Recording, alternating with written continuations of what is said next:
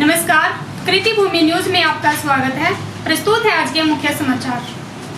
देश में 2 लाख से ज्यादा हुए कोरोना केस, जिनमें से 1 लाख रिकवर और 1 लाख एक्टिव। भारत में कोरोना वायरस के मामलों में कमी आने का नाम ही नहीं ले रही है। भारत में कोरोना संक्रमण का मामला 2 लाख के आंकड़ों को भी पार कर गया है। कोरोना के सबसे ज्यादा प्रभावित देशों की सूची में भारत 7वें पायदान पर है। हालांकि देश में 1 लाख से ज्यादा लोगों का इलाज सफल हो भी चुका है। अंबाला में एक ही परिवार के 6 लोग कोरोना पॉजिटिव, 5 साल का बच्चा भी संक्रमित। मंगलवार को अंबाला में कोरोना संक्रमण के 7 नए मामले सामने आए हैं, जिनमें से 6 तो कैंट की आलूवालिया बिल्डिंग की उस 65 वर्षीय महिला के परिवार से हैं, जो 31 मई को कोरोना पॉजिटिव मिली थी। इनमें से एक 5 साल का बच्चा भी शामिल है। स्वास्थ्य विभाग की टीम जब पूरे परिवार को लेने पहुंची तो बच्चा अपनी मां के बगैर जाते वक्त रोने लगा। अंबाला में आलूवालिया बिल्डिंग में संयुक्त परिवार मल्टी स्टोरी बिल्डिंग में ऊपर नीचे के मकान में रहते हैं। 38 वर्षीय बेटा HDFC बैंक में एरिया मैनेजर है। 20 मई को बेटा अपनी गाड़ी में 65 वर्षीय मां के इलाज के लिए दिल्ली गया था, जो कि कैंसर से पीड़ित थी। वहीं डॉक्टरों ने पहले कोविड-19 का टेस्ट कराने को कहा था। CMO डॉक्टर कुलदीप सिंह ने कहा कि 2 दिन के भीतर में इस फैमिली के बाकी सदस्यों के भी दोबारा सैंपल होंगे। अम्फान के बाद अब देश में निसर्ग चक्रवाती तूफान का खतरा मंडरा रहा है। अनुमान लगाया जा रहा है कि इस तूफान से काफी मुश्किलों का सामना करना पड़ सकता है। कोरोना वायरस से जूझ रही मुंबई शहर पर तूफान निसर्ग का खतरा मंडरा रहा है। तूफान निसर्ग जब दोपहर को महाराष्ट्र में पहुंचेगा तो उसकी रफ्तार 120 किलोमीटर प्रति घंटे की होगी। मौसम विभाग का दावा है कि मुंबई की सिर्फ 150 किलोमीटर दूरी है। चक्रवाती तूफान निसर्ग जब तूफान दस्तक देगा तो उस वक्त समुद्र में 6 फीट से ज्यादा ऊंची लहरें उठ सकती है। सुरक्षा के मद्देनजर मुंबई में 80,000 लोगों को सुरक्षित जगहों पर पहुंचाया जा चुका है। मुंबई नगर पालिका ने लोगों से अपील की है कि चक्रवाती तूफान के दौरान कोई बाइक या अन्य वाहन न चलाए। ऐसी बिल्डिंगें जो जर्जर है, लोग उससे दूरी बनाकर रखें। मौसम विभाग के मुताबिक चक्रवाती तूफान निसर्ग गंभीर रूप धारण कर सकता है। आज ये महाराष्ट्र के तट से टकराएगा। तबाही के मद्देनजर मुंबई और गुजरात में रेड अलर्ट जारी किया गया है। तूफान के पहले महाराष्ट्र के कुछ हिस्सों से भारी बरसात भी शुरू हो गई है।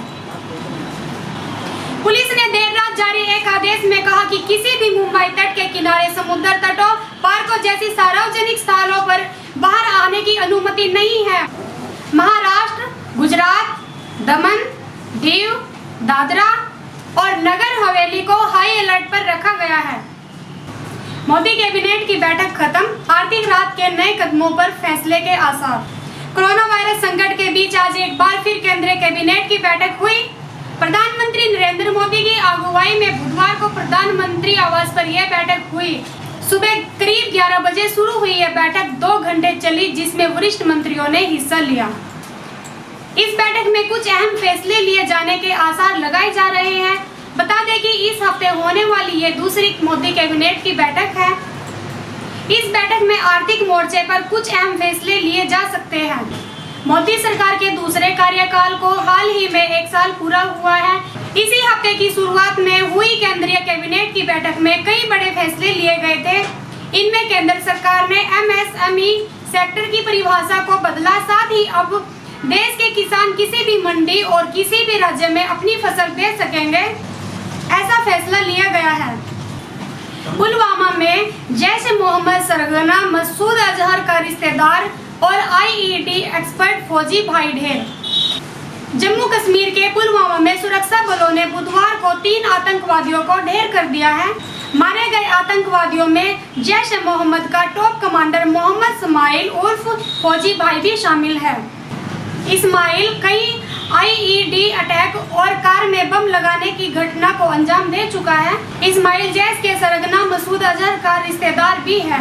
सुरक्षा बलों की ओर से मिली जानकारी के मुताबिक पुलवामा जिले के कंगन गांव में मुठभेड़ के दौरान जैश का पाकिस्तान टॉप कमांडर फौजी भाई मारा गया है। पिछले दिनों राजपोरा के कार ब्लास्ट में फौजी भाई का ही हाथ था। इसके बाद से ही सुरक्षा सुरक्षा एजेंसियां जैश के इस टॉप कमांडर की तलाश में लगी हुई थी। बुधवार सुबह सुरक्षा बलों को कंगन गांव में जैश ए मोहम्मद के आतंकवादियों के छिपे होने का इनपुट मिला था। इसके बाद Jammu Kashmir police, paramilitary force और सेना के जवानों ने गांव को घेर लिया और सर्च ऑपरेशन चलाया। सर्च ऑपरेशन के दौरान आतंकवादियों ने सुरक्षा बलों पर फायरिंग शुरू कर दी। हरियाणा में स्कूल खोलने की कवायद शुरू। सरकार ने सभी डीईओ को जिले में कमेटी बनाकर स्कूल खोलने के मामले पर चर्चा करने को कहा।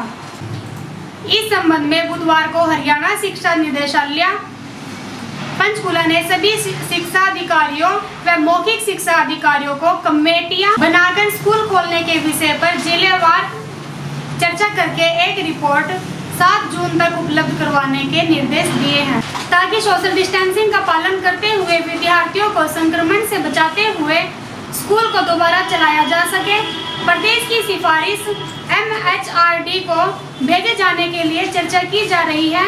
इस संदर्भ में प्रत्येक जिले में एक कमेटी का गठन 4 जून 2020 तक करके इस व्यापक पर चर्चा अपनी रिपोर्ट 7 जून तक भेजनी होगी।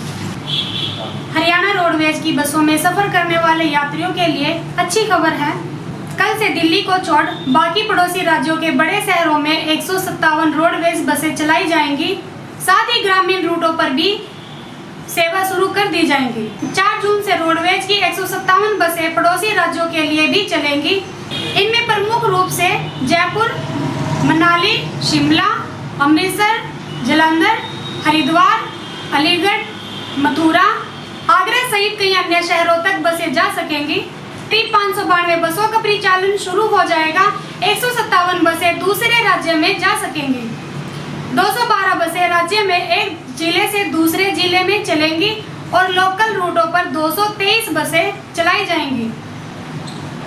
लोकल रूटों को छोड़कर बाकी सभी रूटों के लिए टिकट बुकिंग ऑनलाइन होगी। दूसरे राज्यों के लिए बुकिंग 3 जून से शुरू हो रही है। परिवहन विभाग के निदेशक वीरेंद्र दहिया ने बताया कि गुड़गांव से चंडीगढ़ तक 2 वोल्वो बसें भी चलेंगी। इसी तरह चंडीगढ़ से गुड़गांव भी दोनों बसें चलाई जाएंगी। सभी लोगों को मास्क पहनना व सैनिटाइजर साथ रखना अनिवार्य है। बसों में सोशल डिस्टेंसिंग का पालन रखना होगा। एक सीट पर एक ही परिवार के लोग साथ बैठ सकते हैं। हर बस को चलने से पहले सैनिटाइजर किया जाएगा। रास्ते से यदि कोई यात्री चढ़ता है तो परिचालक संबंधी यात्री के हाथ सैनिटाइजर कराएंगे। लंबी दूरी की बसों में टिकट ऑनलाइन ही होंगे। ग्रामीण रूटों के लिए ऑफलाइन व ऑनलाइन दोनों तरह के टिकट उपलब्ध कराए जाएंगे। बने रहिए कृति भूमि न्यूज के साथ। आपकी नजर हम पर, हमारी नजर सब पर। धन्यवाद।